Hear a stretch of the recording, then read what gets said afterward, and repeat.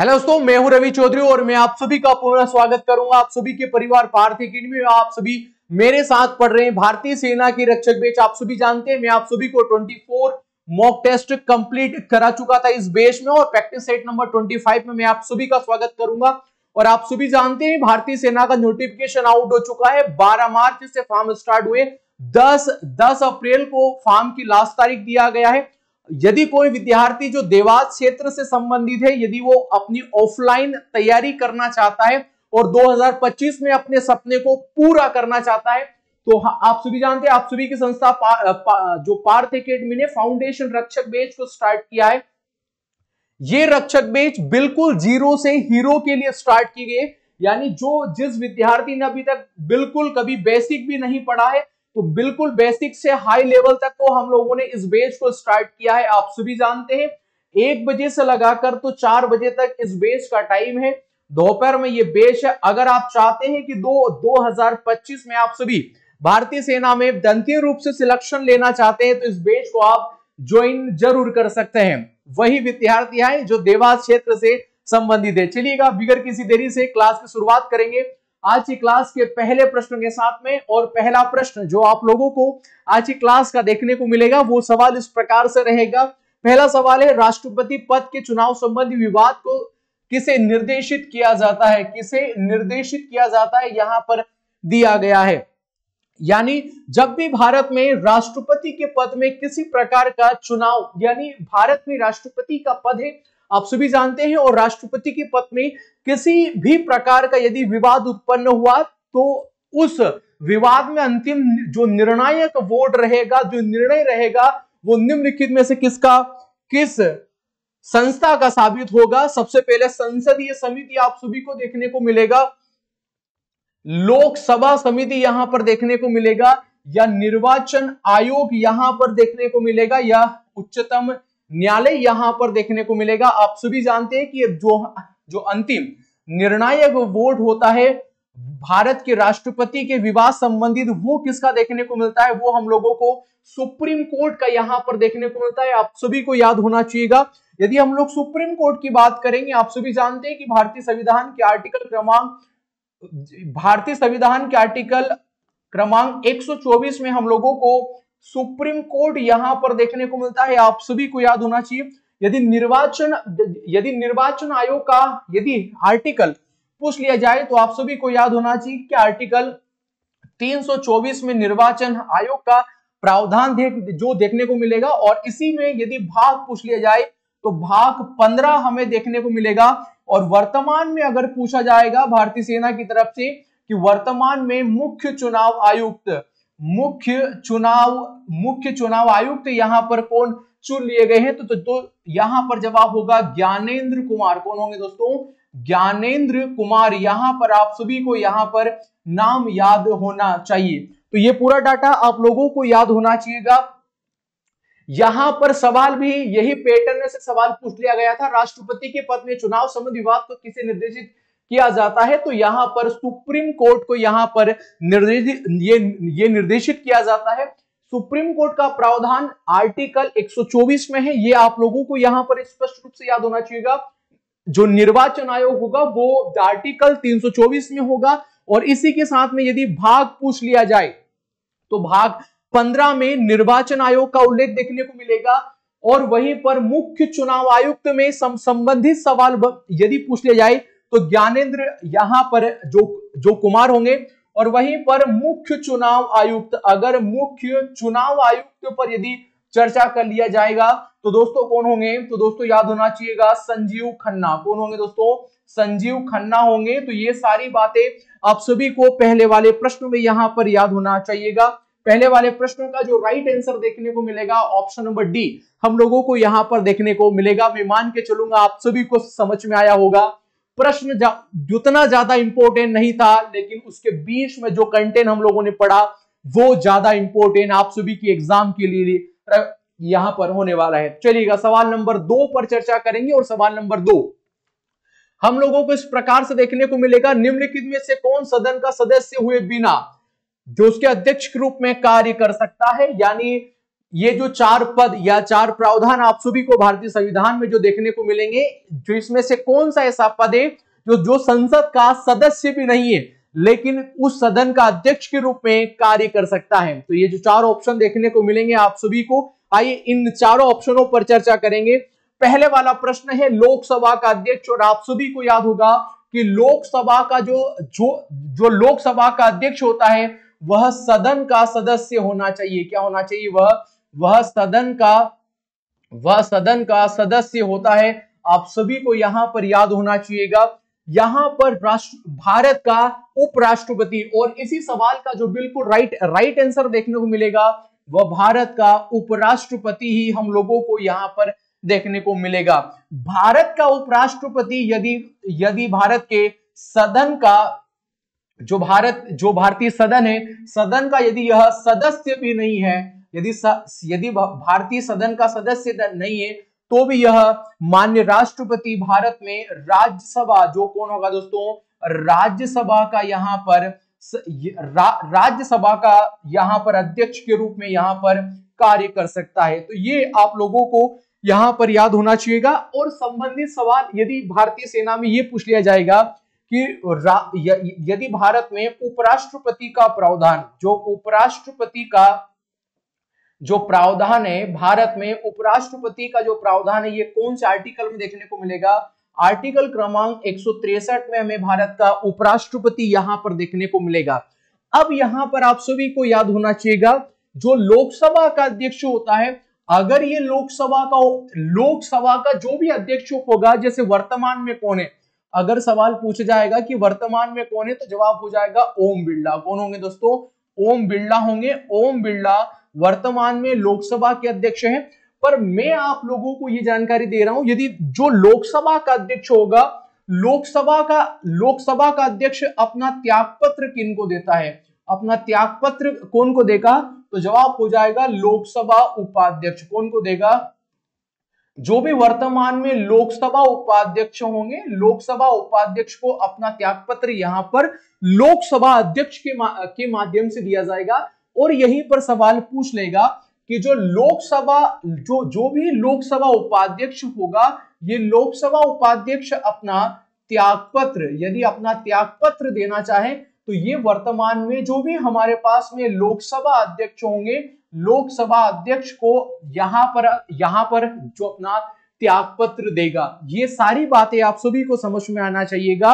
अब यहां पर आप लोगों को यह भी याद होना चाहिएगा कि जो भी भारत में लोकसभा का अध्यक्ष होता है, जो भी भारत में लोकसभा का अध्यक्ष होता है, लोकसभा का अध्यक्ष को, क्या भारत में लोकसभा के अध्यक्ष की किसी प्रकार की शपथ प्रक्रिया का प्रावधान है? तो जवाब होगा नहीं। न तो लोकसभा अध्यक्ष शपथ धारण करता है, नहीं लोकसभा जो होगी, नहीं जो लोकसभा देखने को मिलेगी, नहीं लोकसभा का जो भी उपाध्यक्ष देखने को मिलेगा, नहीं लोकसभा का उपाध्यक्ष शपथ धारण करता है। तो याद होना चाहिएगा, ये दोनों व्यक्ति शपथ धारण नहीं करते हैं, बल्कि ये दोनों व्यक्ति सांसद के रूप में, किसके रूप में दोस्तों?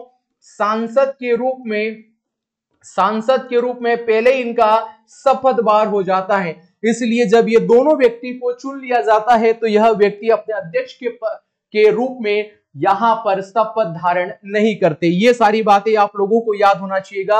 अब यहां पर विधानसभा का अध्यक्ष है और विधान परिषद का सभापति यहां पर देखने को मिलेगा। देखो, विधान परिषद अलग होगा, विधानसभा अलग होगा। यहां पर संबंधित बहुत ज्यादा डाटा हो गया है, लेकिन छोटी दो बातें हम लोग यहां पर चर्चा जरूर करेंगे। यदि जो भी विधानसभा अध्यक्ष होगा, जो भी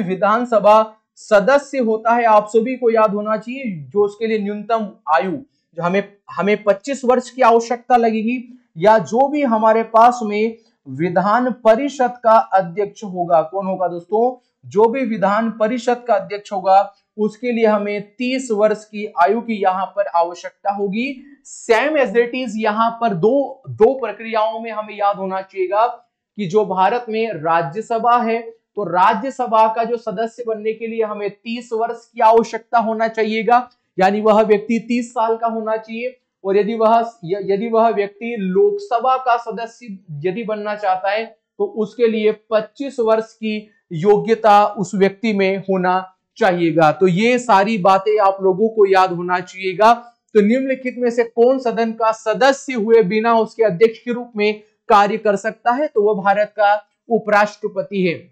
मैं मान के चलूंगा आप सभी को सारी बातें समझ में आई होगी।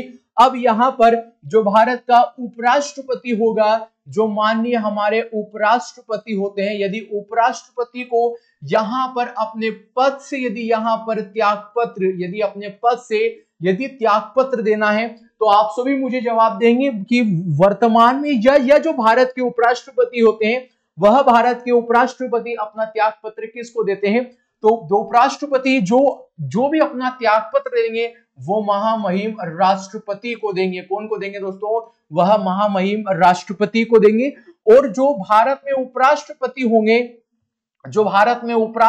होंगे इन्हें शपथ दिलाने का कार्य कौन करेंगे? तो महामहिम राष्ट्रपति करेंगे। कौन करेंगे दोस्तों? महामहिम राष्ट्रपति करेंगे। तो ये सारी बातें आप सभी को एक सवाल से समझ में आई होगी। मैं साइड से होऊंगा, आप सभी इस पूरे के पूरे सवाल का स्क्रीनशॉट ले सकते हैं। तो मैं मान के चलूंगा आप सभी को समझ में आया होगा।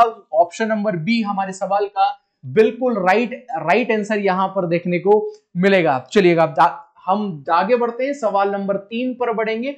और सवाल नंबर 3 जो हम लोगों को देखने को मिलेगा वो इस प्रकार से देखने को मिलेगा। आप सभी जानते हैं निम्नलिखित में से कौन प्राचीन भारत के कुषाणों की दूसरी राजधानी थी? कुषाणों की दूसरी राजधानी के ऊपर आपका जो एग्जामिनर सवाल कर रहा है। तो आप सभी जानते हैं जो दूसरी राजधानी थी वो कौन सी थी दोस्तों? वो मथुरा।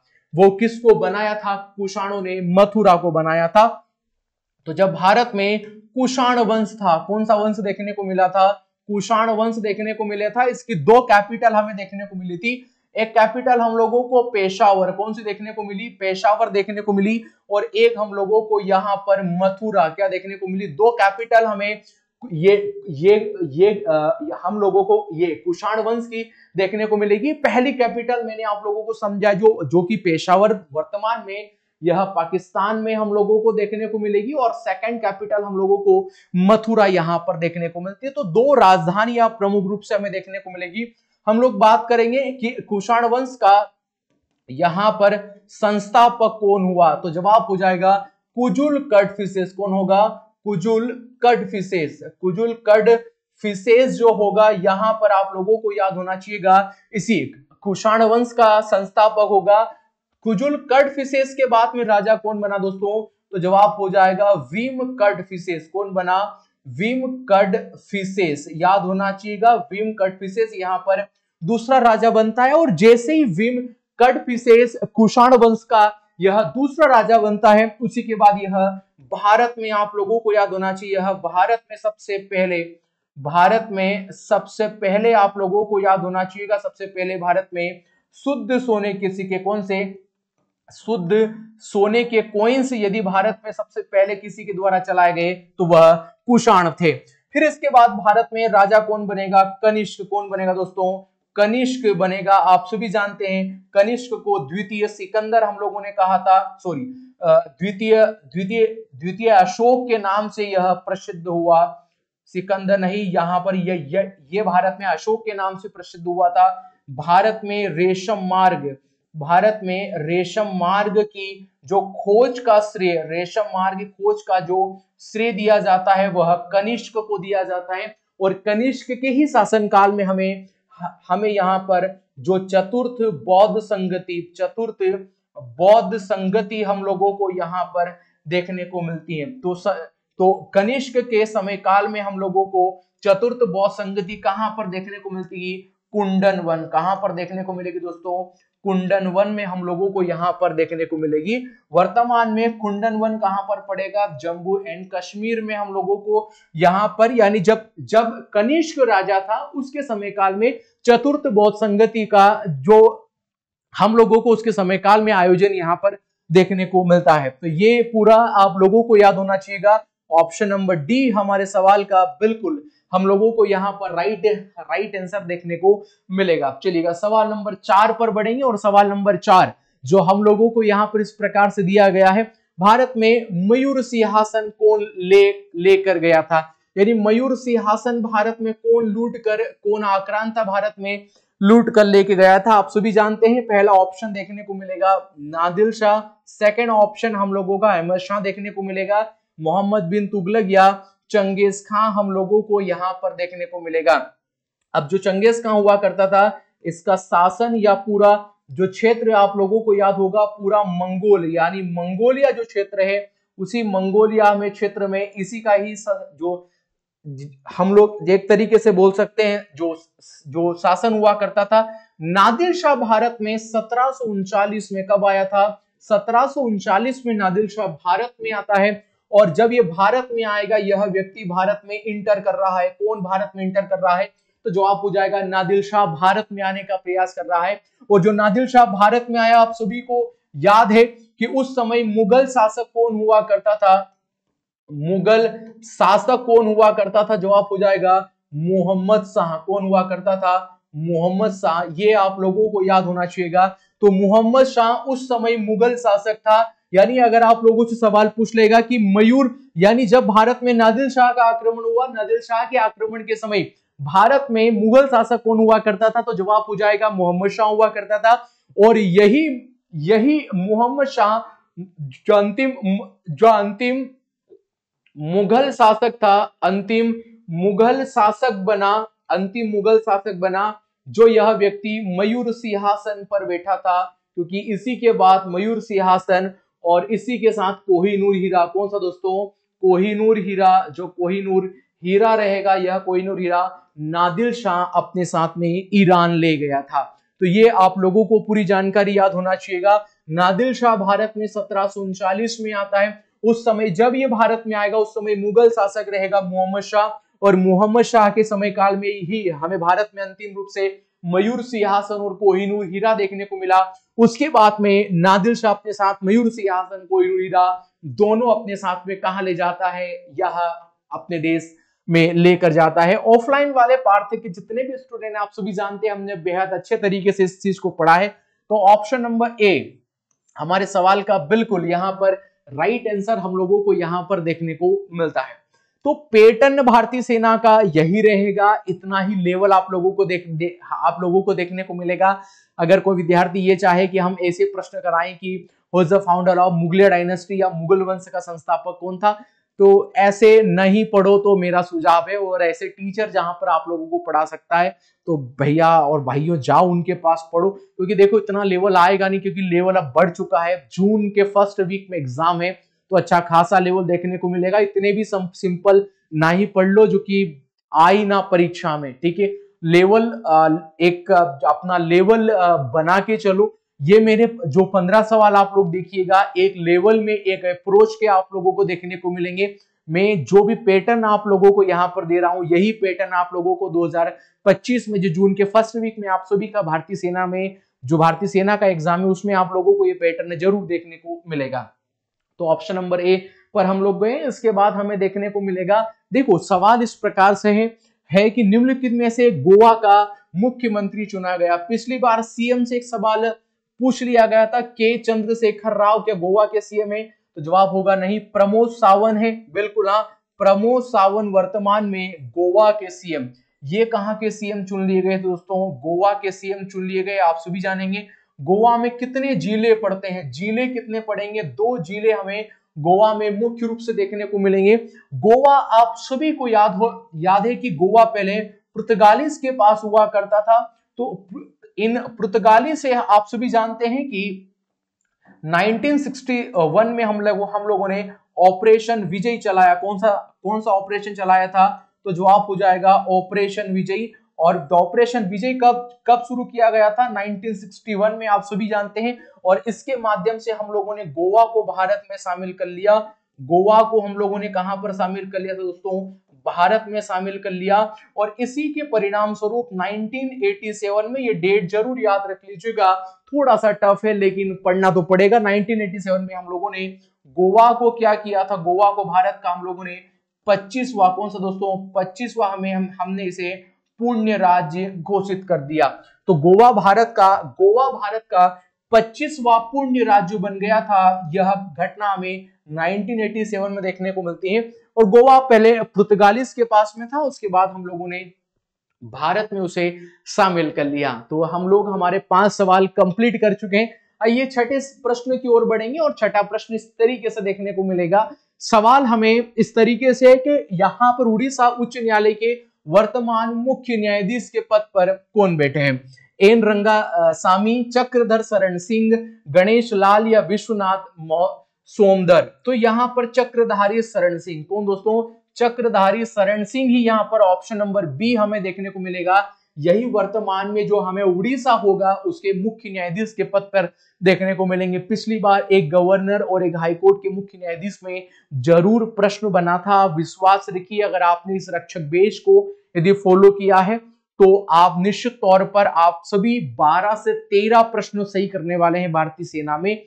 तो इसी प्रकार का पैटर्न रहेगा और आप लोगों को पढ़ना पड़ेगा। और सवाल का जो राइट आंसर देखने को मिलेगा ऑप्शन नंबर बी देखने को मिलेगा। आइए सवाल नंबर हम लोग 7 पर चलेंगे और सवाल नंबर 7 जो हमें देखने को मिलेगा 54वें। देखो सवाल इस प्रकार से, 54वें Dada Saheb Phalke life time achievement पुरस्कार 2024 किसे सम्मानित किया गया था? वहीदा रहमान हम लोगों को यहां पर देखने को मिलेगा, आशा पारेख देखने को मिलेगा, या फिर रजनीकांत या फिर मिथुन चक्रवर्ती। आप सभी जानते हैं कि मिथुन चक्रवर्ती को यहां पर 54वां, कौन सा दोस्तों? 54वां यहां पर दादा साहेब फाल्के पुरस्कार, दादा साहेब फाल्के पुरस्कार आप लोगों को देखने को मिलेगा। अगर पूछ लेगा भाई साहब 53वां किसको दिया गया था, अगर सवाल पूछ लेगा तो 53वां दिया गया था वहीदा रहमान को। कौन को दिया गया था?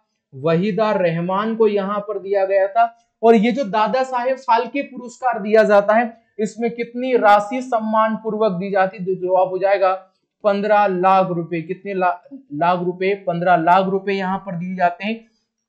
तो राशि आप सभी को याद होगा। और 54वां दादा साहेब फाल्के पुरस्कार भाई साहब मिथुन चक्रवर्ती को मिला है। कौन को चला है? मिथुन चक्रवर्ती को यहां पर 54वां दादा साहेब फाल्के पुरस्कार दिया गया। और वहीं पर 53वां की बात करेगा तो वहीदा रहमान को दिया गया। और सबसे पहले 1969 में आप लोगों को याद होगा कि देविका रानी रोनिक, देविका रानी जो मैम है, इन्हें सबसे पहले यहां पर दादा साहेब फाल्के पुरस्कार सबसे पहले यहां पर दिया गया। हमारे सवाल का राइट आंसर होगा ऑप्शन नंबर डी। हमारे सवाल का बिल्कुल हम लोगों को राइट आंसर यहां पर देखने को मिलेगा। आइए सवाल नंबर 8 पर चर्चा करेंगे। और सवाल नंबर 8 जो हम लोगों को देखने को मिलेगा, भौतिक के क्षेत्र में 2024 में नोबेल पुरस्कार से किसे सम्मानित किया गया? तो नोबेल पुरस्कार आप सभी जानते हैं कि जॉन हाफील्ड, ठीक है, हाफील्ड और जेफरी हीटन। कौन होंगे दोस्तों? Geoffrey Hinton. तो ये दो व्यक्ति हैं, यानी हम बोलेंगे ए और बी हमारे सवाल का बिल्कुल राइट आंसर होगा। अब इनको कैसे याद करना है? वैसे तो अगर आप एक अच्छे विद्यार्थी हैं तो इसको याद जरूर कर सकते हैं, लेकिन अगर फिर भी याद नहीं होगा तो कुछ तो तरीका होगा इसको याद करने का। देखो हम लोग हर बात बोलते हैं फील्ड, ठीक है, तो हर बार हम फील्ड कहाँ बोलते हैं? तो हम अक्सर बोलते हैं कि यार मैग्नेटिक फील्ड की बात हो रही है। और ज्यादातर ये शब्द का प्रयोग कहां पर किया जाता है कि मैग्नेटिक फील्ड आप सभी जानते हैं फिजिक्स में किया जाता है। और फिजिक्स क्या है? फिजिक्स से यानी भौतिक के बारे में बात हो रही है, तो फील्ड से रिलेटेड वहां पर हो जाएगा। फील्ड यानी कोई सा भी एक मैग्नेटिक फील्ड, भाई मैग्नेटिक फील्ड की बात हो रही है, यानी फिजिक्स की बात हो रही है, यानी भौतिक की वहां पर बात हो रही है। और यहाँ पर जेफरी हीटन तो वैसे हम लोग एक थोड़ा सा सोच सकते हैं, टन है तो हम बोलते हैं न्यूटन है तो टन है तो न्यूटन है।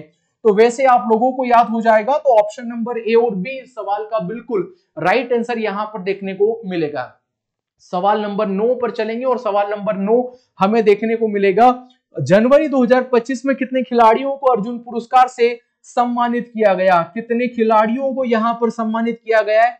तो महामहिम राष्ट्रपति ने, आप सभी जानते हैं कि अगर हम 2025 में अगर हम बात करेंगे तो 32 खिलाड़ियों को, कितने खिलाड़ियों को दोस्तों? 32 खिलाड़ियों को यहां पर क्या दिया गया है दोस्तों? यहां पर अर्जुन पुरस्कार। कौन सा दोस्तों? अर्जुन पुरस्कार यहां पर दिया गया। अर्जुन पुरस्कार के बारे में यहाँ पर बात हुई है, यहाँ पर दिया गया। सर इसकी शुरुआत कब से होती है? तो 1961 में इसकी शुरुआत होती है। कितनी राशि दी जाती है सम्मानित व्यक्ति को? जवाब हो जाएगा 15 लाख रुपए की यहाँ पर राशि दी जाती है। और यहाँ पर अगर जो सवाल पूछेगा कि मेजर ध्यानचंद पुरस्कार, मेजर ध्यानचंद जो पुरस्कार है यह 2025 में कितने भाग्यशाली खिलाड़ियों को दिया गया? तो जवाब हो जाएगा 4 खिलाड़ी। कितने खिलाड़ियों को? 4 खिलाड़ियों को दिया गया। सर इसमें कितनी राशि दी जाती है? तो जवाब हो जाएगा इसमें 25 लाख रुपए की राशि। कितने लाख रुपए की राशि? 25 लाख रुपए की राशि दी जाती है। खेलों में ही वहीं आप लोगों को गुरु द्रोणाचार्य पुरस्कार, कौन सा पुरस्कार? गुरु द्रोणाचार्य पुरस्कार आप लोगों को याद होगा किनको दिया जाता है? तो जो कोच होते हैं उनको दिया जाता है। तो इसकी शुरुआत कब होती है? 1985 में इसकी शुरुआत होती है। कितनी राशि यहाँ पर दी जाती है? आप सभी जानते हैं कि 15 लाख रुपए की यहाँ पर राशि दी जाती है। और मेजर ध्यानचंद पुरस्कार की सर इसकी शुरुआत कब से होती है? सर इसकी शुरुआत कब से होगी? तो आप सभी जानते हैं कि इसकी शुरुआत हम लोगों को 1991 और 2 के मध्य में 1991 और 92 के तौर पर हमें देखने को मिलेगी। अब ये जो मेजर ध्यानचंद पुरस्कार था इसे 2021, ये डेट याद रखिएगा, 2021 से पहले मेजर ध्यानचंद जो पुरस्कार था इसे राजीव गांधी खेल रत्न पुरस्कार कहा जाता था।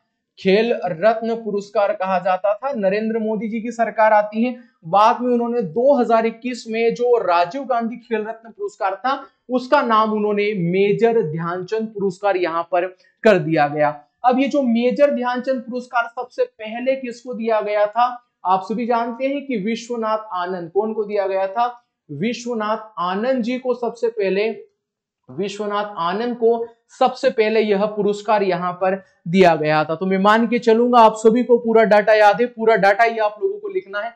9 सवाल हम लोग कर चुके हैं। आइए 10वें सवाल पर। भारत का एकमात्र एक्टिव वॉल्केनो है, सक्रिय ज्वालामुखी आप लोगों को कौन सा देखने को मिलेगा? नारकोंडम है। आप सभी जानते हैं कि एक प्रकार का प्रसुप्त ज्वालामुखी का एग्जाम्पल है। कोटापेक्सी आप सभी जानते हैं, ये भारत में नहीं है। बेरन, हमें एटना यहां पर हम लोगों को इटली में देखने को मिलेगा। तो ये जो होगा बेरन भारत में एकमात्र हम लोगों को सक्रिय ज्वालामुखी, कौन सा दोस्तों? सक्रिय ज्वालामुखी का एग्जाम्पल, सक्रिय ज्वालामुखी का एग्जाम्पल हम लोगों को यहां पर देखने को मिलेगा। यानी उस बिहाफ पर हम लोग बोलेंगे कि यार ऑप्शन नंबर सी जो है वो हमारे सवाल का बिल्कुल राइट आंसर यहां पर देखने को मिलेगा। आइए सवाल नंबर 11 पर चर्चा करेंगे। और सवाल नंबर 11 इस प्रकार से, पहला पृथ्वी सम्मेलन का यहां पर आयोजन कहां पर किया गया था? तो आप सभी जानते हैं कि 4 प्रमुख सम्मेलन है। सबसे पहले हम लोगों को 1971 में यहां पर पहली बात होगा कि हमें रामसर सम्मेलन देखने को मिलेगा। रामसर सम्मेलन पर हम लोगों ने चर्चा किया, कहां पर देखने को मिलेगा? तो जवाब हो जाएगा ईरान में हम लोगों को देखने को मिलेगा। यहां पर आप लोगों किस लिए हुआ था सर? तो ये भूमि सुधार के लिए। किसके लिए हुआ था? भूमि सुधार के लिए हमें देखने को मिलेगा। इसके बाद में हम लोगों को 1972 में हम लोगों को स्टॉकहोम सम्मेलन, कौन सा? स्टॉकहोम सम्मेलन, स्टॉकहोम जो है हम लोगों को सम्मेलन यहां पर देखने को मिला। ये कहां पर हुआ था? तो ये हुआ था स्वीडन। कहां पर हुआ था? स्वीडन हुआ था। किसके लिए? ये हुआ था पर्यावरण सुधार करने के लिए, पर्यावरण में सुधार आए इसके लिए प्रयास किया गया। इसके बाद में 1987, ये आप लोगों को याद रखना है। इसके बीच में हम लोगों ने, आप सभी जानते हैं, हम लोगों ने मॉन्ट्रियल सम्मेलन किया। और ये मॉन्ट्रियल सम्मेलन कहां पर हुआ था? कनाडा में हुआ। इसका प्रमुख कारण था ओजोन परत का, O3 का, यानी ओजोन परत का संरक्षण करने का प्रयास किया गया। और इसके बाद में 1992 में हमें पहली बार पृथ्वी सम्मेलन करना पड़ा। कौन सा सम्मेलन दोस्तों? पृथ्वी सम्मेलन हम लोगों ने किया गया। और ये जो पृथ्वी सम्मेलन हुआ था ये कहां पर हुआ था? ये हुआ था रियो डी जेनेरियो। कहां पर हुआ था? रियो डी जेनेरियो में हम लोगों को यहां पर देखने को मिला था। कहां पर देखने को मिलेगा रियो डी जेनेरियो?